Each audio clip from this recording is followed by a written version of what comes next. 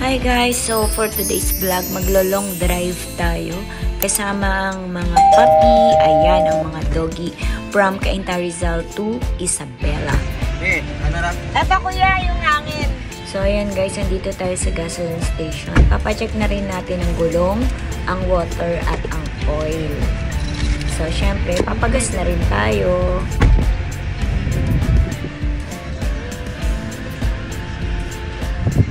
Kinakalabit-kalabit yan. Ayan na nga, dito na kami sa Gapuan, Nueva Ecija. Hindi na namin na-vlog yung sa Bulacan na bumili kami ng chicharon at kopya.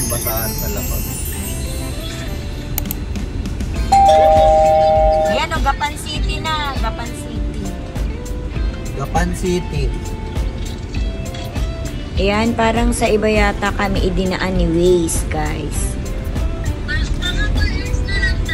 Sa looban kasi kami dumaan, hindi kami dumaan doon. Time check, 1:58 PM. Andito na kami sa Talavera, dito sa Siksikan Bridge ang name na tulay na ito. Ganito yung dinaanan ni Trisha sa Cebu, ang haba na ganito. Oo, kasi di ba yung dagat nun,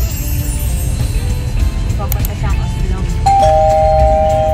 Oh, thank you. 4 minutes yung haba ng tulay, then dadaan kayo sa Balok. Then syempre approaching na kami dito, entering Science City dito sa Muñoz, Nueva Ecija. Mga research centers. Yan, sa banda, itong side na to. Agricultural Ito? research. Ayan, ang ganda dito at matatanaw natin ang malawak na rice field dito sa Science City. Ganda. Tapos yung presko, fresh dito. Presko ang simoy ng hangin. Malamig, hindi siya mainit. Then ayan, kasi siguro dahil nasa mga puno, ayan, fresh na fresh. At ayan, tingnan nyo naman, napapaligiran tayo ng puno magkabila ng kalsada. Kaya fresh na fresh dito. Masarap tumira dito, kaya lang medyo malayo.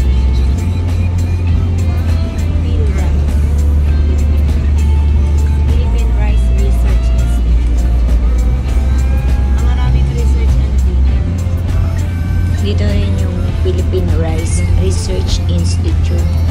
Maratag pa tayo sa lugar yung Pinag-aaralan yung Oo, rice. ano? yung ano din yun, yung Rizal Cavite. Ano ba? Yung loob, mga puno. Sa UPLB may gubat. Culture yun or ano?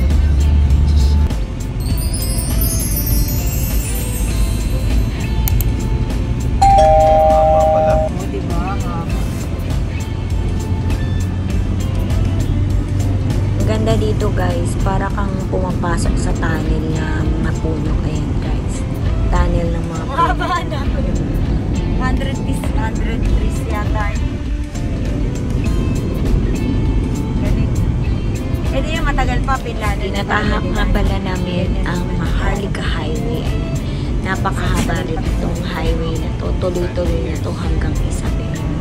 Pero guys, tingnan nyo naman Ganda na ang parang paligid. Napakaganda. Papasok ko sa tunnel. Talagang kahit napakahaba, hindi kami itinok kasi ang ganda ng natatanaw. Guys, ganda. Ay, ang buwasa na dito.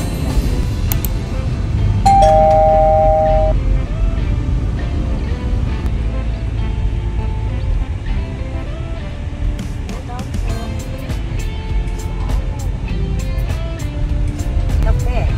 Ayan, mula Muñoz, Science City, hanggang dito sa Diversion Road, Santa Rosa, dito sa Bayongbong, Nueva Vizcaya is about 4 hours guys. Ayan, dito na kami sa Diversion Road.